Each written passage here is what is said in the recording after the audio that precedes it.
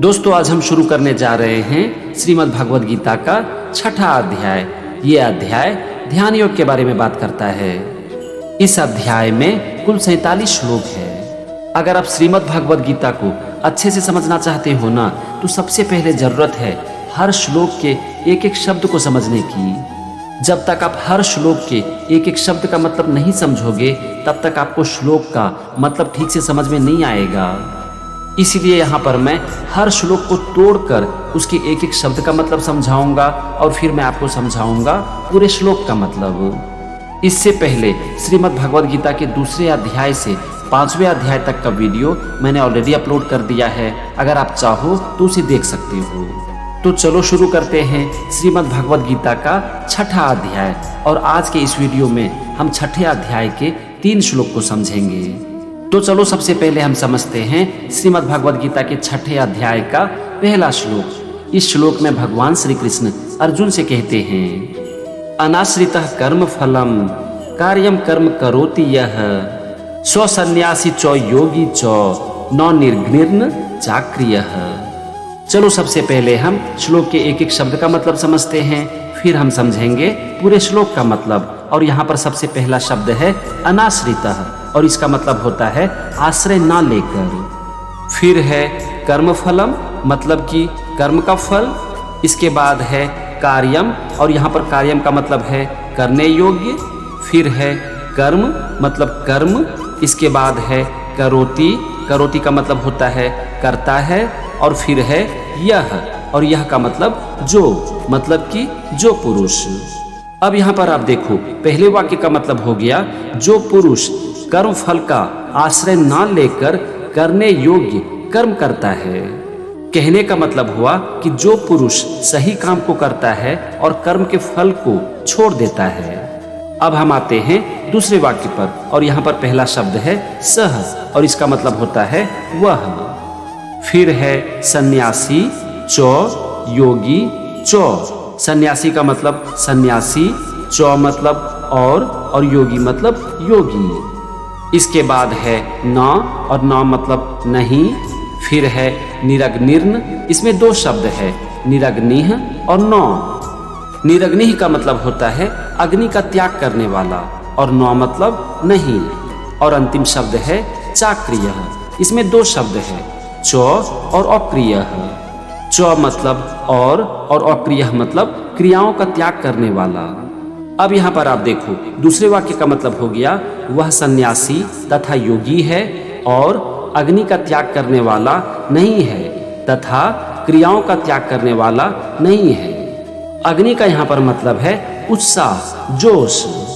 दूसरे वाक्य में भगवान कह रहे हैं कि जो अपने अंदर की अग्नि यानी कि उत्साह का त्याग कर देता है उसे सन्यासी नहीं कहते, और जो अपनी क्रियाओं का त्याग कर देता है यानी कि अपने कर्मों का त्याग कर देता है उसे योगी नहीं कहते। तो ये था श्लोक के एक एक शब्द का मतलब और दोनों वाक्य का मतलब। चलो अब हम समझते हैं पूरे श्लोक का मतलब।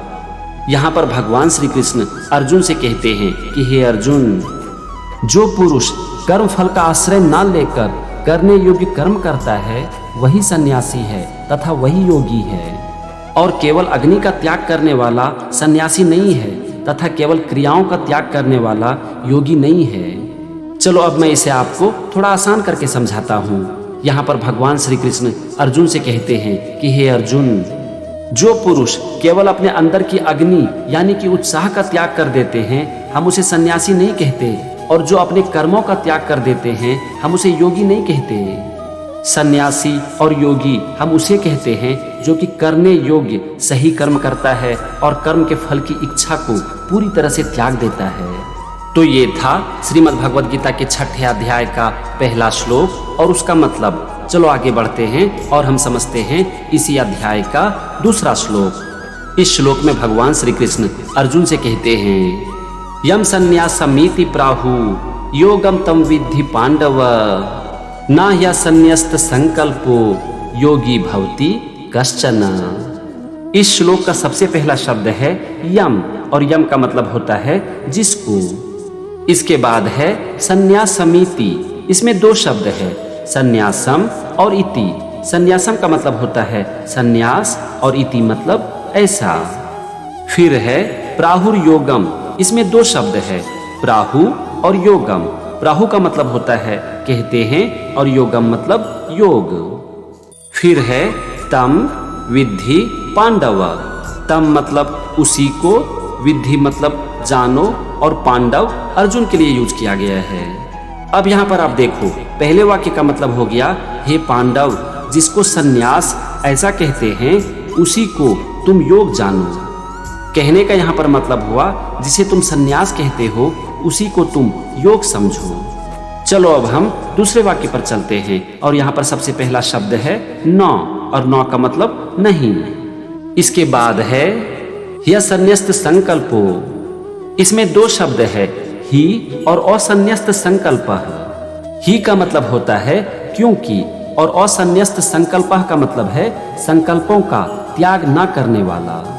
इसके बाद है योगी भवति कश्चन। योगी का मतलब योगी, भवति मतलब होता है, और कश्चन मतलब कोई भी पुरुष। तो दूसरे वाक्य का मतलब हो गया क्योंकि संकल्पों का त्याग न करने वाला कोई भी पुरुष योगी नहीं होता। यहाँ पर संकल्प का मतलब है इच्छा, कामना। हमने श्लोक के एक एक शब्द का मतलब समझ लिया, दोनों वाक्य का भी मतलब समझ लिया। चलो अब हम समझते हैं पूरे श्लोक का मतलब। इस श्लोक में भगवान श्री कृष्ण अर्जुन से कहते हैं कि हे पांडव, जिसे तुम सन्यास कहते हो उसी को तुम योग जानो, क्योंकि इच्छाओं का त्याग न करने से कोई भी पुरुष योगी नहीं बनता। मतलब कि हम उसे ही योगी कहेंगे जिन्होंने कि अपनी समस्त इच्छाओं और कामनाओं का त्याग कर दिया है। तो ये था श्रीमद् भगवद गीता के 6ठे अध्याय का दूसरा श्लोक। चलो हम आगे बढ़ते हैं और समझते हैं तीसरे श्लोक को। इस श्लोक में भगवान श्री कृष्ण अर्जुन से कहते हैं आरूरु छोर मुनेर योगम कर्म कारणम उच्यते योगारूढ़स्य तस्यैव समः कारणम उच्यते। इस श्लोक का सबसे पहला शब्द है आरूरु छोर मुनेर योगम। इसमें तीन शब्द है, आरूरु छो मुने योगम। आरूरु छो का मतलब होता है आरूढ़ होने की इच्छा वाले, मतलब कि जो मन से चाहता है कि मैं इस काम को करूं। मुनेह का मतलब होता है मुनि के लिए, और योगम मतलब योग में। फिर है कर्म, और कर्म का मतलब कर्म, और इसके बाद है कारणम उच्यते। इसमें दो शब्द है, कारणम और उच्यते। कारणम का मतलब है कारण, साधन, और उच्यते मतलब कहा जाता है। अब यहाँ पर आप देखो, पहले वाक्य का मतलब हो गया योग में आरूढ़ होने की इच्छा वाले मुनि के लिए कर्म कारण कहा जाता है, साधन कहा जाता है। कहने का यहाँ पर मतलब हुआ कि मुनि के लिए निस्वार्थ भाव से कर्म करना ही योग की प्राप्ति का साधन है। मतलब कि जो लोग योग की अवस्था को प्राप्त करना चाहते हैं उसे निस्वार्थ भाव से अपने कर्म को करना पड़ता है। अब हम आते हैं दूसरे वाक्य पर, और यहाँ पर पहला शब्द है योगारूढ़स्य, और इसका मतलब होता है योग में स्थित पुरुष का। इसके बाद है तस्यैव। इसमें दो शब्द है, तस्य और एव। तस्य का मतलब होता है उस, और एव मतलब ही। फिर है क्षमा, और क्षमा का मतलब होता है संकल्पों का अभाव होना, मतलब कि सारे विचारों और सारी इच्छाओं का त्याग कर देना। फिर है कारणम उच्यते, और इसका मतलब है कारण कहा जाता है, साधन कहा जाता है। अब यहाँ पर आप देखो, दूसरे वाक्य का मतलब हो गया उस योग स्थित पुरुष का सभी संकल्पों का अभाव ही साधन कहा जाता है। मतलब कि इच्छाओं और कामनाओं का ना होना योग में स्थित रहने का साधन है। कहने का मतलब हुआ कि अगर आप योग में स्थित रहना चाहते हैं तो आपको अपनी संपूर्ण इच्छाओं और कामनाओं का त्याग करना पड़ेगा। हमने श्लोक के एक एक शब्द का मतलब समझ लिया, दोनों वाक्य का भी मतलब समझ लिया। चलो अब हम दोनों वाक्य को मिलाते हैं और समझते हैं पूरे श्लोक का मतलब। इस श्लोक में भगवान श्री कृष्ण अर्जुन से कहते हैं कि हे अर्जुन, योग में स्थित रहने की इच्छा रखने वाली मुनि के लिए निष्काम भाव से कर्म करना ही योग में स्थित रहने का साधन है। उस योग में स्थित पुरुष का संकल्पों का अभाव ही योग में स्थित रहने का साधन है। चलो अब मैं आपको इसे थोड़ा आसान करके समझाता हूँ। इस श्लोक में भगवान श्री कृष्ण अर्जुन से कहते हैं कि हे अर्जुन, जो लोग योग की स्थिति को प्राप्त करना चाहते हैं, योग में स्थित रहना चाहते हैं, उसे जरूरत है अपने कर्म को निस्वार्थ भाव से करने की और अपने अंदर की सारी इच्छाओं और कामनाओं का त्याग करने की। क्योंकि निस्वार्थ भाव से कर्म करना और अपने अंदर की समस्त इच्छाओं और कामनाओं का त्याग करना योग की स्थिति प्राप्त करने का साधन है। तो ये था श्रीमद् भगवद गीता के 6ठे अध्याय का 3रा श्लोक और उसका मतलब। आज के इस वीडियो में हमने श्रीमद् भगवद गीता के 6ठे अध्याय का 3 श्लोक समझा, 1 से 3 तक। भगवद गीता का ये सीरीज कंटिन्यू रहेगा और अगले एपिसोड में हम श्रीमद् भगवद गीता के इसी अध्याय के कुछ और श्लोक को समझेंगे। तो मेरे साथ बने रहिए और सीखते रहिए श्रीमद् भगवद गीता। जय श्री कृष्ण।